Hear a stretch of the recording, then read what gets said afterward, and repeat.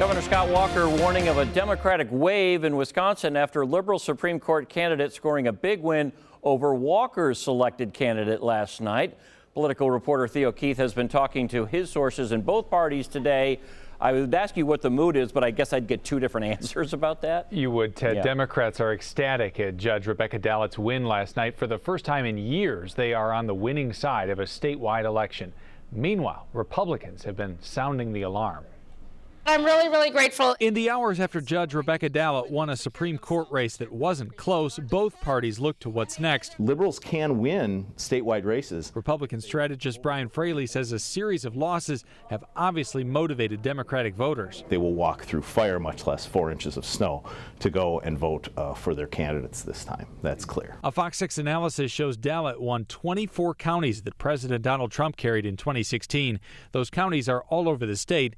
The biggest swing was in Door County, where President Trump won by 3 and Dallett by 24. Governor Scott Walker is warning that a blue wave of Democratic momentum could sweep him right out of office this November. He sent 5 tweets on the subject Wednesday, including one that read, "Wisconsin now has record low unemployment. We can't let a blue wave take us backward." She's a great candidate. At Dallett's watch party, Milwaukee Mayor Tom Barrett was among those celebrating.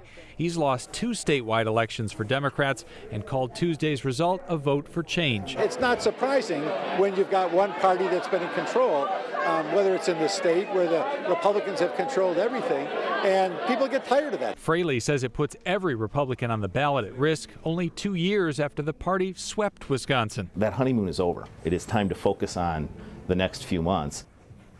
And we know that November will be different in at least 2 ways. 1 million people showed up Tuesday. Expect more than twice as many people to vote in November.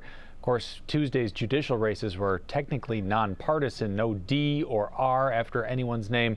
Ted, obviously that'll be different in November as well. But no one believed that. No one who went to the polls yesterday believed this was a nonpartisan There race, was correct? certainly a lot of spending on both sides, and the parties were heavily involved, so many voters knew exactly where these judicial candidates stood, yes. They sure did. All right, Theo Keith in the newsroom. Thanks.